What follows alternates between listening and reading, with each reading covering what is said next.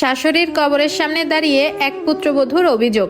কেমন আছো মা? আমি চাই ওপরে তুমি ভালো থেকো। তুমি নেই আজ 5 বছর হয়ে গেল। লোকে বলে মৃত মানুষের নামে কোনো অভিযোগ করতে নেই বা মনে আনতে নেই, কিন্তু তোমার প্রতি যে আমার এক আকাশ পরিমাণ অভিযোগ, সেগুলো কোথাও প্রকাশ করতে না পেরে মনের ভিতরে গুমড়ে গুমড়ে শেষ হয়ে যাচ্ছি। আজ কিছুটা প্রকাশ করে মনের সেই ভার হালকা করে নিচ্ছি মা, আর সেই অপরাধের জন্য তুমি আমাকে ক্ষমা করো। জানো মা, তুমি বিনা দোষে 17 বছরই এক কিশোরীর মন ভেঙে দিয়েছো। তার সব স্বপ্ন তুমি গুড়িয়ে দিয়েছো অবেলায়। সংসার জীবন বানিয়ে দিয়েছো তিক্তময়। জীবিত থাকাকালীন সংসারে এতটুকু শান্তি দাওনি আমায়। তোমার সব প্রয়োজনে তবুও এই অকর্মা আমাকেই লাগতো, তাও তুমি বিন্দুমাত্র কৃতজ্ঞতা স্বীকার করনি কখনো। তুমি এতটা নিষ্ঠুরতম মা ছিলা যে গর্ভকালীন সময়েও একটা মেয়েকে ছাড় দাওনি কাছ থেকে। আমার গর্ভকালীন সময়টাই তুমি দিয়েছো আমায় বড় এক পাপের সাজা। তুমি তোমার মনের সকল রাগ উগরে নিয়েছিলে, আর তোমার ছেলে ছিল নির্বাক, যা মনে করলে এখনো আমার রুহ কেঁপে উঠে। সেই কালো অতীতের কথা আমি ইহজন্মে কখনো ভুলতে পারবো না।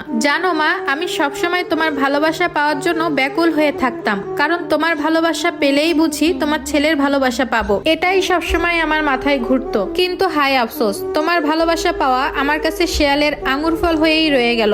তুমি খুব ভাগ্য করে একটা ছেলে পেয়েছিলা মা, তার মনে আমার জন্য একটুও ভালোবাসা জন্ম নেয়নি। যদি তোমার ভালোবাসাতে কখনো কম পড়ে, তাই তো আমিও তাকে আমার স্বামী না বলে তোমার ছেলে বলেই সম্বোধন করলাম।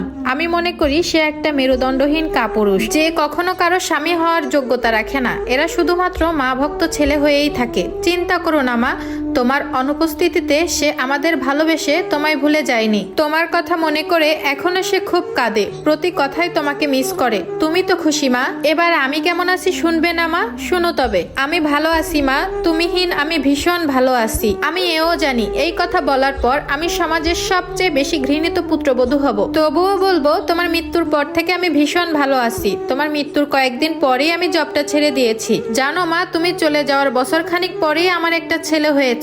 সব থেকে অবাক বিষয় কি জানো? আমার ছেলেটা দেখতে অনেকটা তোমার মতো হয়েছে।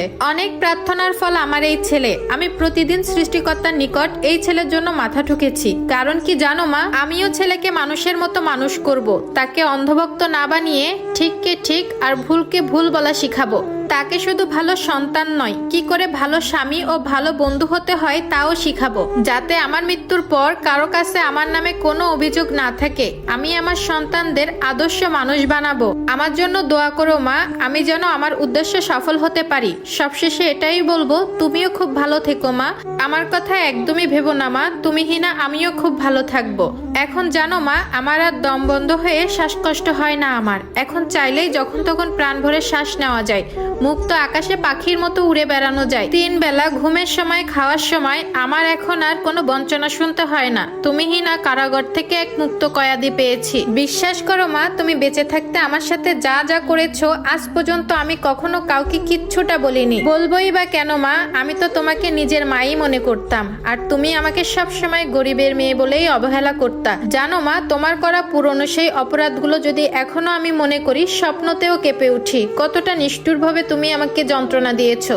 এতক্ষণ যে কথাগুলো শুনতে পেয়েছিলেন, এই কথাটা একটা আপুর লেখা ছিল তার শাশুড়িকে নিয়ে। আমাদের সমাজে এরকম হাজার হাজার শ্বশুর শাশুড়ি আছে যারা পরের মেয়েকে নিজের মেয়ে বলে মনেই করতে পারে না।